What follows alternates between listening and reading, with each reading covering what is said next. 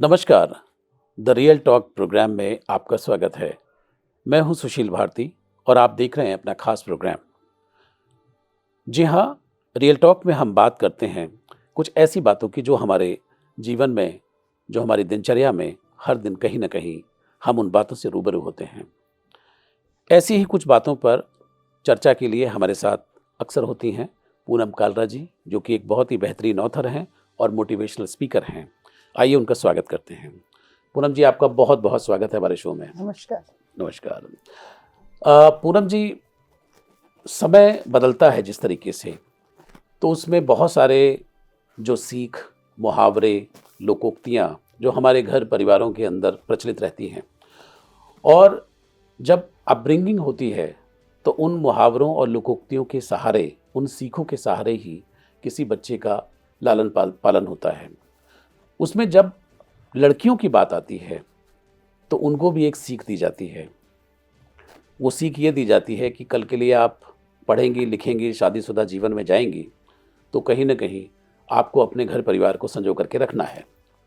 और एक बात जो है वो अक्सर जोड़ दी जाती है कि पति के दिल तक पहुंचने का रास्ता जो है वो पेट से होकर के जाता है। ये कहावत सालों साल चली है। क्या आज के संदर्भ में पैरामीटर्स बदल गए हैं या यही अभी चलता चला रहा है?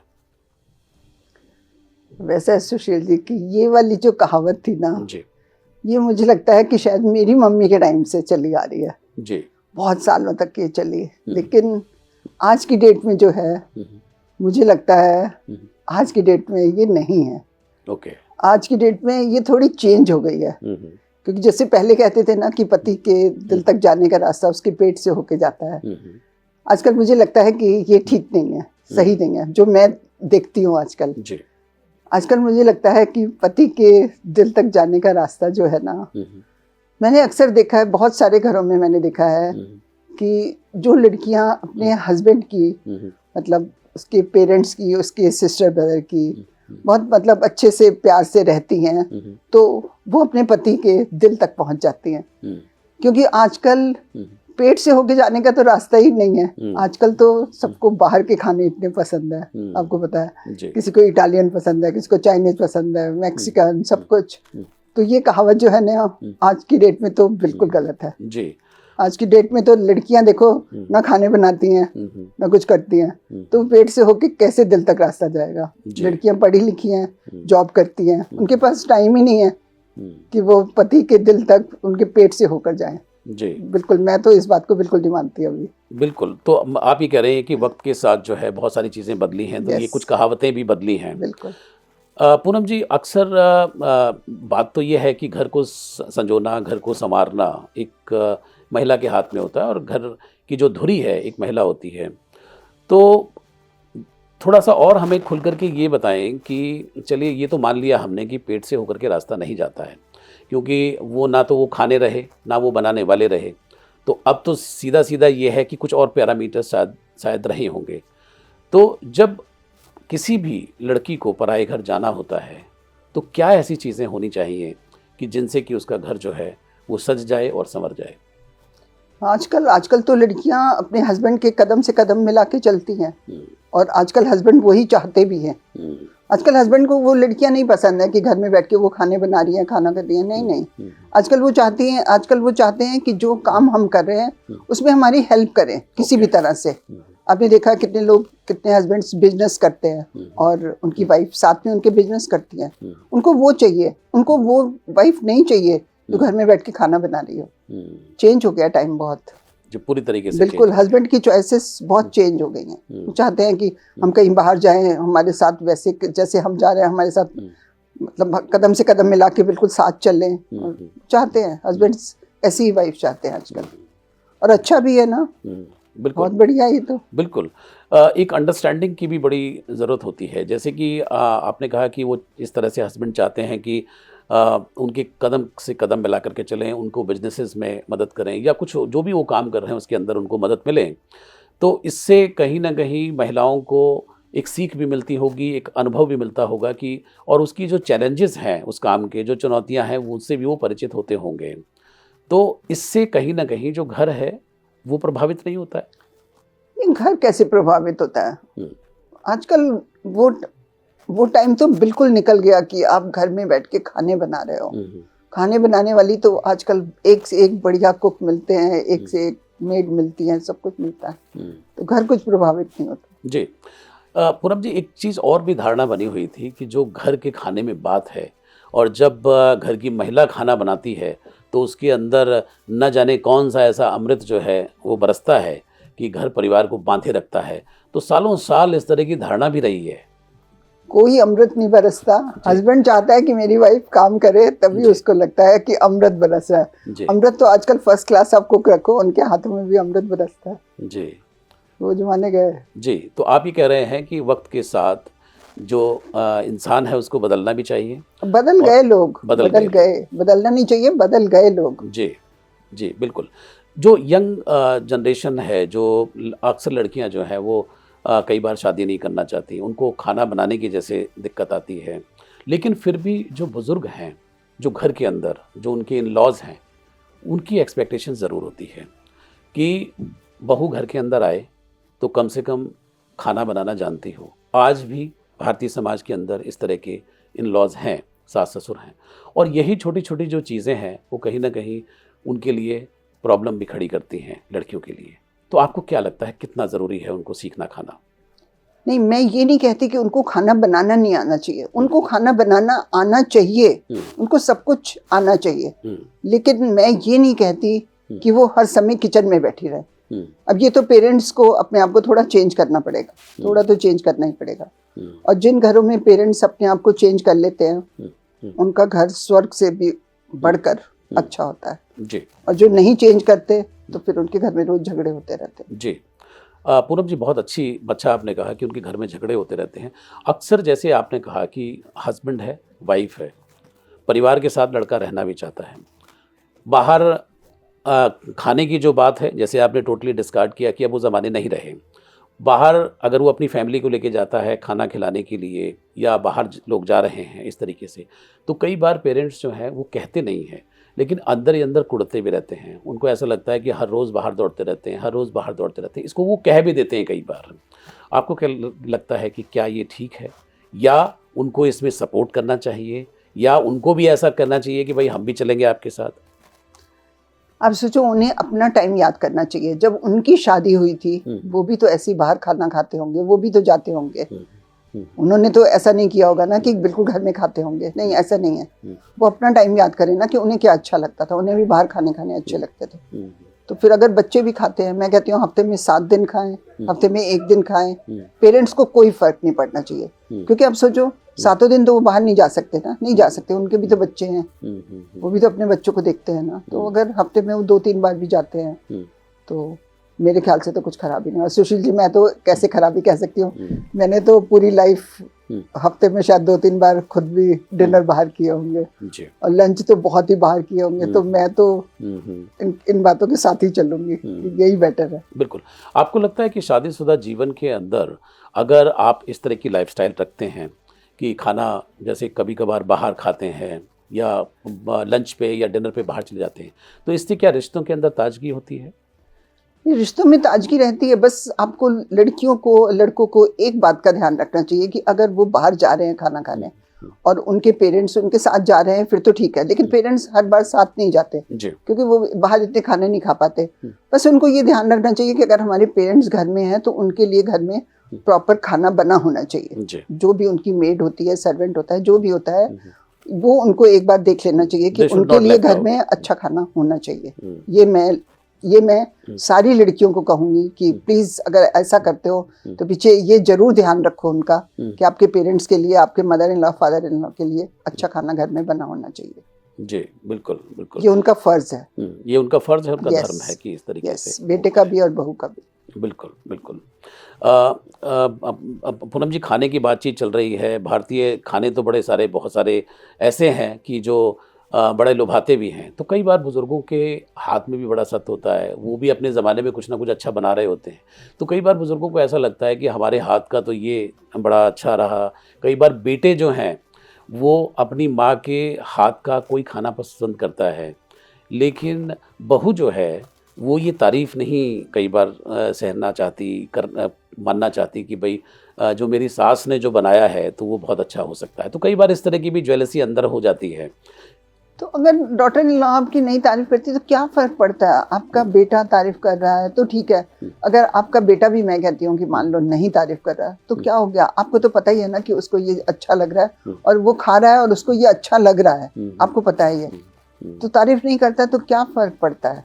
मुझे लगता है कोई फर्क नहीं पड़ता। कोई फर्क नहीं। आप अपने हाथ का खाना उसको खिला रहे हो, वो जो कुछ उसको अच्छा लगता है, ये आपके लिए बहुत है जी। थोड़ी एक्सपेक्टेशंस जो है ना पेरेंट्स को कम कर देनी चाहिए, कम कर देनी चाहिए। और बहू को भी ये नहीं लगना चाहिए कि माता जी अगर खिला रही हैं तो ऐसा नहीं कि अपने वश में ही कर रही हैं। हाँ, नहीं, खाना खाने से कोई वश में थोड़ी होता है। बचपन से अगर उसने माँ के हाथ की कोई चीज़ खाई है और उसको वो अच्छी लगती है तो मुझे नहीं लगता कि किसी भी बहू को कोई एतराज होता है। कई बार बहुएं जो हैं वो टैग भी लगा देती हैं मम्मा बॉयज़ का। अब अगर मम्मा बॉयज़ का बॉयज़ बिल्कुल ही माँ के साथ चिपका रहे हर समय और कहे कि माँ माँ माँ, हर समय माँ माँ करे, तो वो बेटे को भी नहीं करना चाहिए। वो बेटे को भी नहीं करना चाहिए।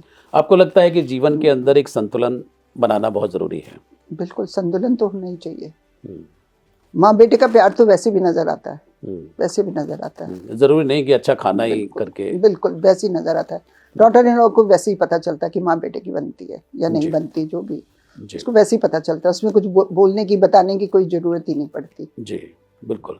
पूनम जी, एक आदर्श पति और एक आदर्श पत्नी, ये तो खाने की बात तो हमने कर ली। एक आदर्श पति और पत्नी, उसमें खाना भी हो रहा है, रहना भी हो रहा है, सब कुछ है, और जो दिल तक जाने का जो हमने बात कही है, तो सही मायने में दिल तक जाना एक दूसरे की क्या होता है? तो जाना, आप दोनों को एक दूसरे की केयर करनी चाहिए।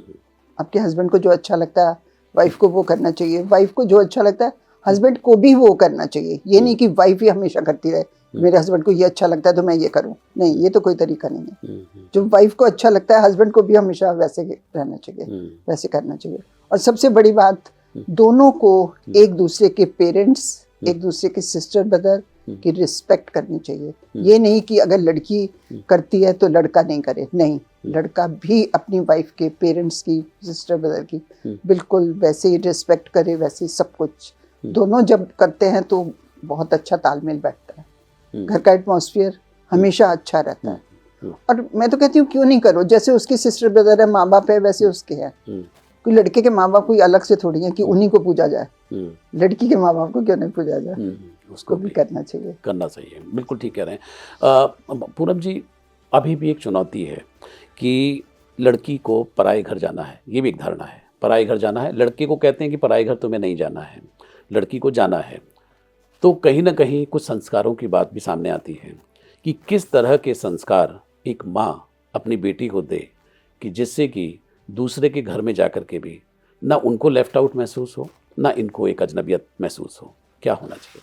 बस ये होना चाहिए, उनको कहना चाहिए कि देख बेटी, अगर घर में थोड़ी बहुत कोई बात होती है, कुछ होती है, तो उसको इग्नोर करने की कोशिश करो। थोड़ी बहुत बात तो जहाँ बर्तन होंगे खटकेंगे, आपकी बेटी भी आपके साथ रहती होगी तो भी कुछ ना कुछ होगा। तो थोड़ा बहुत कुछ होता है तो आप टॉलरेट कर जाओ, लेकिन अगर कहीं बहुत ज़्यादा कुछ होता है, कोई लड़का अपनी वाइफ पे हाथ उठा लेता है, तो वो उस लड़की को कभी टॉलरेट नहीं करना चाहिए, वो कभी नहीं टॉलरेट करना चाहिए। लेकिन वैसे घर में थोड़ी बहुत कोई बात होती है, कुछ होती है, तो वो इग्नोर करनी चाहिए, यही बेटर होता है जी। और करना भी चाहिए। मेरे ख्याल से ऐसे ही सब घरों में होता भी है, नहीं होता तो प्लीज ऐसे ही कर लेना। छोटी मोटी बातें लड़कियों एक कान से सुन के दूसरे कान से निकाल देना। चलिए, लड़कियां तो एक कान से सुन के दूसरे कान निकाल देंगी, लेकिन कई बार ऐसा भी होता है कि लड़की बड़े मन से खाना बनाती है, लेकिन होता है यंग जनरेशन के बच्चे हैं, कई बार नमक ज़्यादा हो जाता है, कई बार मिर्च भी ज़्यादा हो सकती है, कई बार हाथ का अंदाज़ा नहीं होता, कुछ घरों में इशू बन जाते हैं।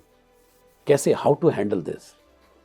मैं तो इसमें कहूँगी कि सासों को मैं कहूँगी कि प्लीज समझदार हो जाओ, ज़्यादा टोका टाकी करना, ये सब कुछ करना बंद कर दो।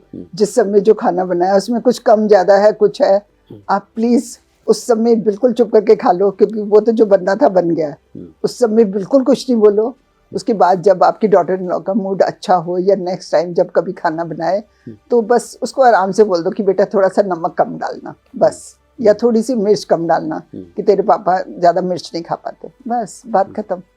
कुछ उस लड़की को कुछ महसूस ही नहीं होगा। तो सारा हैंडलिंग है कि किस तरीके से आपको बिल्कुल, हैंडल बिल्कुल। करना है। घर को हैंडल करना बहुत इजी है, बहुत इजी है। अपने गुस्से को कंट्रोल रखो, सब जने घर के लोग, तो सब कुछ स्मूथ चलता है। बिल्कुल बिल्कुल। घर के अंदर बच्चे भी होते हैं, तो जब खाना बाहर खाने की बात होती है तो बच्चों को लेकर के भी जो पेरेंट्स हैं वो जाते हैं, यंगस्टर खास तौर पे अक्सर आप देखेंगे जो जितने भी फूड जॉइंट्स हैं उसमें बच्चे भी जा रहे होते हैं। कई बार बुज़ुर्गों को ये भी शिकायत रहती है कि भाई बाहर का उनको खिला रहे हैं, नहीं उनकी इम्यूनिटी बड़ी कमज़ोर हो जाएगी, ये हो जाएगा, वो हो जाएगा, तब तरह की बातें होती हैं। क्या ये सच है? आप सोचो, सारे माँ बाप प्लीज सुन लो, देखो आपने अपने बच्चे अपने स्टाइल से पाल लिए, जैसा आप चाहते थे आपने वैसे पाल लिए। अब आप अपने बच्चों को, उनके बच्चों को उनके स्टाइल से पालने दो, उनको जो पसंद है जैसा वो चाहते हैं उनको पालने दो। अपनी अपनी सारी इच्छाएं अपने बच्चों पे पूरी कर ली, अब उनको अपनी इच्छाएं अपने बच्चों पे पूरी करने दो, वो जैसा चाहते हैं उनको पालने दो। कुछ है ही नहीं। देखो तो इतनी बड़ी बड़ी बातें भी ना, मेरे को तो कई बार सुशील जी लगता है कि बहुत छोटी छोटी बातें हैं ये, मतलब बातें छोटी ही होती हैं, बातें छोटी होती हैं लेकिन रूप विकराल ले लेती हैं। अब देखो आप खुद बताओ ना, जैसे मैं हूँ, मैंने अपने बच्चे अपनी मर्जी से पाल लिए जैसे मैं चाहती थी। अब मैं अपने बच्चों को क्यों ना मौका दूं कि वो अपने बच्चे अपनी स्टाइल से पाले? मैं क्यों इंटरफेयर करूं उसमें? मुझे नहीं करना चाहिए, किसी भी मदर इन लॉ को नहीं करना चाहिए। बिल्कुल। और इसमें कुछ खराबी थोड़ी है, वो अपने बच्चे अपनी स्टाइल से पाल रहे हैं। टाइम चेंज है, बहुत बहुत फर्क है। बिल्कुल ठीक है। तो पूनम जी, ये तो हमने इस एपिसोड में बात की कि पति के दिल तक जो रास्ता है वो पेट से होकर नहीं जाता है, चेंज हो गया। लेकिन आम घरों के अंदर कुछ ऐसे स्वाद हैं, कुछ ऐसे खाने हैं जो किसी को कुछ बनाने आते हैं, किसी को कुछ बनाने आते हैं। तो इसका भी एक साझा उत्सव जैसा होना चाहिए घर के अंदर कि कभी कोई कुछ बनाए, कभी कोई कुछ बनाए। क्या इस तरह के माहौल को अगर घर के अंदर पैदा कर लें तो ज़्यादा अच्छा नहीं होगा? नहीं, ये कुछ फिक्स नहीं करना चाहिए कि जैसे फिक्स कर लो कि इस समय ये खाना बनाएगी, इस समय वो खाना बनाएगी। नहीं, वो कुछ फिक्स नहीं होना चाहिए, जिसका जो मन करे। और आजकल हर एक के घर में काम करने के लिए कोई ना कोई किचन में होता है। लोग सिर्फ जो होता है ना वो ये होता है कि आज सुबह का मेन्यू ये बताएगा, रात का मेन्यू ये बताएगा, ब्रेकफास्ट का मेन्यू ये बताएगा, बस यही होता है। मेन्यू आपने बताना होता है कि क्या बनाना है, बस। बाकी सारी चीजें तो किचन में बनी रही, कुछ फर्क ही नहीं पड़ता। जी बिल्कुल। तो पूनम जी, बहुत अच्छा लगा कि आपने इस विषय पर प्रकाश डाला कि जो है अब पैरामीटर्स बदल चुके हैं और अब कहीं ना कहीं एक लड़की को अपने पति के साथ कंधे से कंधा मिला करके, कदम से कदम मिला करके उसको आगे चलना है। और उसी तक मुझे लगता है कि वो उसे अपना बना पाएगी और उसके दिल तक पहुंच पाएगी। बिल्कुल जी बिल्कुल। रास्ता तो चेंज हो गया ना। जी, रास्ता चेंज हो गया। जी, बहुत बहुत शुक्रिया इस विषय पर बात करने के लिए हमारे साथ। Thank you very much. तो दर्शकों, ये आज का जो विषय हमने लिया है रियल टॉक में, इसमें हम आगे और भी इस तरह के विषय हम लेते रहेंगे। बिल्कुल ठीक कहा पूनम जी ने कि किस तरह से आपको समय के साथ बदलना आवश्यक है और जीवन में जो भी सहजता से उपलब्ध हो जाए, घर के अंदर हो, बाहर के अंदर हो, जीवन जिससे सहज हो, जीवन कसे नहीं, कोई भी प्लानिंग नहीं करनी है, कोई भी ऐसा कुछ नहीं करना है कि किसी की कोई जिम्मेदारी नहीं बनानी है। बस ये है कि हंसी खुशी जीवन में आगे बढ़ना है और एक दूसरे की मदद करनी है, उसका सहारा बनना है और उसके प्रोग्रेस में साथ देना है। इसी के साथ रियल टॉक का ये एपिसोड समाप्त होता है। मैं लेता हूँ इजाज़त। नमस्कार।